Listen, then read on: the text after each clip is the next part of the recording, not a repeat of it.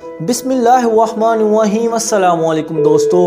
2020 ان چند عجیب سالوں میں سے ایک تھا جسے دنیا ہمیشہ ہی یاد رکھے گی۔ ایک طرف جہاں کرونا وائرس دنیا بھر میں پوری طاقت سے پھیلا تو دوسری طرف اسی سال کچھ ممالک جنگ کی لپیٹ میں آ گئے یا آتے آتے رہ گئے۔ اس طرح ہی کچھ ہمارے ہمسایہ ملک ایران کے ساتھ بھی ہو رہا ہے۔ نئے سال کے آغاز کے ساتھ ہی ایران اور امریکہ کے درمیان کشیدگیاں بڑھتی جا رہی ہیں۔ ایک طرف ڈونلڈ ٹرمپ جو کہ جلد ہی صدارت کے منصب سے فارغ ہونے والے تھے جانے سے انکاری ہیں، تو دوسری طرف اسرائیل اور ایران کے درمیان بگڑتے حالات خطے میں نئی جنگ کے آغاز کا پیش خیمہ بن سکتے ہیں۔ آخر امریکہ اور ایران کے درمیان کشیدگیوں کی وجہ کیا ہے؟ کیا ایران امریکہ اور اسرائیل کے خلاف جنگ کا اعلان کر سکتا ہے؟ اور اس سب کو پاکستان اور چائنا کیسے دیکھ رہے ہیں؟ آج کی ویڈیو میں ہم آپ کو یہی سب کچھ بتانے جا رہے ہیں۔ لیکن اگر آپ نے ہمارا چینل سبسکرائب نہیں کیا تو ابھی سبسکرائب کر لیں اور بیل آئیکن پر بھی کلک کر لیں تاکہ ہماری ہر آنے والی ویڈیو آپ تک ضرور پہنچ سکے۔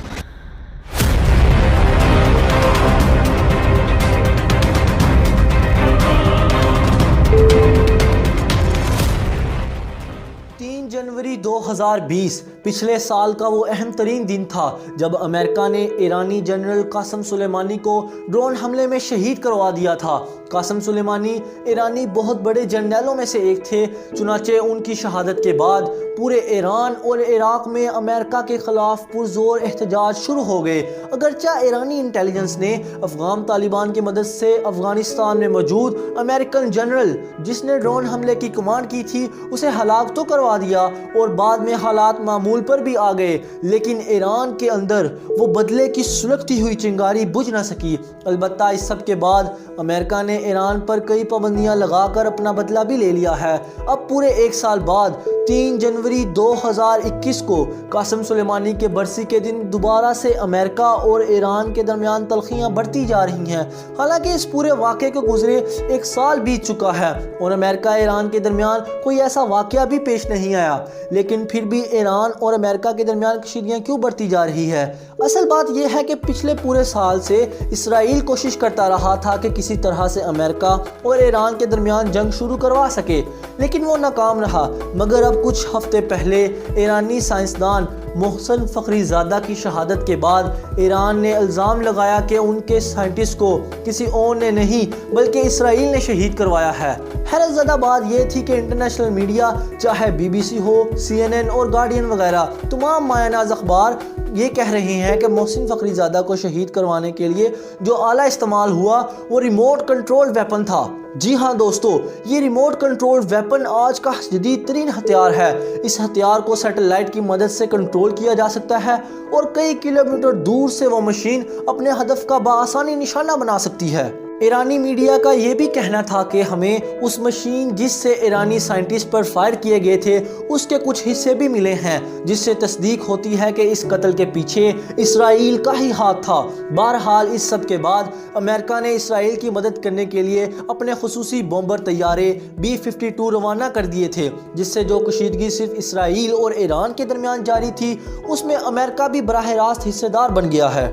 دیکھیے، اس خطے میں جنگ کا یقینی فائدہ اسرائیل کو ہی ہوگا۔ ایران کو جنگ میں شامل کرنے کے بعد اسرائیل کا کوئی مد مقابل باقی نہیں رہے گا، کیونکہ عرب دنیا میں سوائے ایران کے کوئی ملک بھی اب سے اسرائیل کے ساتھ اپنے معاملات بگاڑنا نہیں چاہتا۔ لیکن پھر سے سوال یہ اٹھتا ہے کہ آخر کروڑوں کلومیٹر دور بیٹھے امریکہ کو اس جنگ میں کیا مفاد ہوگا؟ دوستو، امریکی صدر ڈونلڈ ٹرمپ اپنا اقتدار چھوڑنا نہیں چاہتے۔ وہ چاہتے ہیں کہ کسی طرح سے پوری دنیا میں ایسی صورتحال پیدا کر دی جائے کہ امریکی عوام اگلے صدر کی بجائے مجھے ہی اپنے اقتدار کے منصب پر فائز رکھیں۔ اس سب کے لیے 6 جنوری کو ڈونلڈ ٹرمپ نے دھرنے کی کال بھی دے ڈالی ہے۔ دوسری جانب خفیہ طاقتیں بھی یہ چاہتی ہیں کہ کوئی ایسا شخص امریکہ کا صدر منتخب ہو جو دنیا میں کسی نئی جنگ کا اعلان کرے تاکہ اسلحے کی فروخت کی جا سکے۔ اس سب صورتحال میں 2 جنوری کی شب ایرانی وزیر خارجہ جواد ظریف کی جانب سے ایک ٹویٹ کی گئی تھی۔ یہ ٹویٹ اس وقت آپ اپنی اسکرین پر دیکھ سکتے ہیں۔ ایرانی وزیر خارجہ جواد ظریف کا کہنا تھا کہ عراق سے ملنے والی رپورٹس کے مطابق اسرائیلی جاسوس یہ منصوبہ بنا رہے ہیں کہ امریکی شہریوں کو نشانہ بنایا جائے تاکہ وہ ٹرمپ کو اس جھوٹی خبر سے ایران پر حملہ کرنے کے لیے اکسا سکیں۔ ان کا مزید کہنا تھا کہ ٹرمپ محتاط رہے، کسی بھی کارروائی کا جواب سخت تر سخت دیا جائے گا، خصوصی طور پر امریکی دوستوں کا۔ صرف یہی نہیں بلکہ امریکہ سے تعلیم یافتہ ایرانی سویلین اٹامک انرجی آرگنائزیشن کے سربراہ علی اکبر صالح نے فوجی تشبیہ استعمال کرتے ہوئے امریکہ اور اسرائیل کو کھلی عام دھمکی دی ہے۔ یہ خبر آپ اپنی اسکرین پر دیکھ سکتے ہیں۔ انہوں نے دھمکی دیتے ہوئے کہا کہ ہم سپاہیوں کی مانند ہیں اور ہماری انگلیاں متحرک بندوقوں پر ہیں، ہمارے کمانڈرز حکم دیں گے اور ہم گولیاں چلائیں گے۔ یہ ایران کی جانب سے بہت سخت بیان تھا۔ انہوں نے مزید بتایا کہ ایران یورینیم افزودگی کی صلاحیت کو 4% سے لے کر 20% تک لے جا رہا ہے۔ آپ کو صرف معلومات کی حد تک بتاتے چلیں کہ کوئی بھی ملک یورینیم کی افزودگی عالمی قانون کے مطابق صرف 4.5% تک ہی کر سکتا ہے، لیکن اس حد کو 20% تک لے جانے کا کافی مشکل ہے۔ مگر ایک مرتبہ کوئی ملک اس کی حد 20% تک لے جائے تو وہ کسی بھی وقت اس کی حد کو 90% تک لے جانے کا اہل ہوتا ہے۔ یورینیم کی افزودگی کی حد کو 90% تک لے جانے کے بعد یہ یورینیم ایٹمی ہتھیاروں کے لیے قابل استعمال بن جاتا ہے۔ علی اکبر صالح نے یہ بھی بتایا کہ ایران کے دارالحکومت تہران سے 90 کلومیٹر دور مقدس شہر قوم کے شمال مغربی حصے پر واقع فورڈو فیول انریچمنٹ پلانٹ میں ہم یورینیم کی افزودگی کو بڑھانے جا رہے ہیں۔ یہ ایک بہت خطرناک بیان تھا کیونکہ انٹرنیشنل اٹامک انرجی ایجنسی کے مطابق ایران نے صدر محمود احمد نژاد کے دور میں یعنی 90 کی دہائی میں پہلے ہی یورینیم افزودگی کی حد کو 20% تک لے آیا تھا۔ ابھی یہ ایران کے لیے کافی مشکل ہوگا لیکن وہ ایسا کرنے کی قابلیت رکھتا ہے۔ لیکن اس سب کے بعد اسرائیل اور ایران نے مکمل طور پر اپنے ممالک کو ہائی الرٹ کر دیا ہے۔ ایک اور خطرناک بات یہ ہے کہ چند دن پہلے امریکن ایئر کرافٹ اور اسرائیلی اٹامک سب میرین بھی بحیرہ عرب میں داخل ہوئی ہے۔ اگر خطے میں کوئی جنگ کی صورتحال پیدا ہوتی ہے تو یہ صرف اور صرف پاکستان اور چائنا کے لیے خطرناک ثابت ہوگی کیونکہ اس سب سے صرف سی پیک ہی متاثر ہوگا۔ ہم آپ کو پہلے ہی اپنی ویڈیو میں بتا چکے ہیں کہ کیسے امریکہ سی پیک کو روکنا چاہتا ہے۔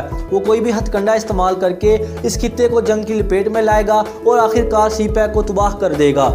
دوسرا یہ کہ ہم پہلے ہی ہمسایہ ملک افغانستان کی جنگ سے کافی کچھ سیکھ چکے ہیں کہ کیسے افغانستان کی جنگ سے پاکستان کو نقصان پہنچانے کی کوششیں کی گئی تھیں۔ اس لیے ہمارے حکمرانوں کو چاہیے کہ جلد از جلد ملک کو سیاسی استحکام کی طرف لائیں کیونکہ اگلے 10 دن نہایت ہی خطرناک ثابت ہو سکتے ہیں۔ اگر آپ کو ہماری یہ تحقیق پسند آئی تو ویڈیو کو لائک کریں اور کمنٹس باکس میں اپنی رائے کا اظہار ضرور کریں۔ اگلی ویڈیو تک کے لیے اللہ نگہبان۔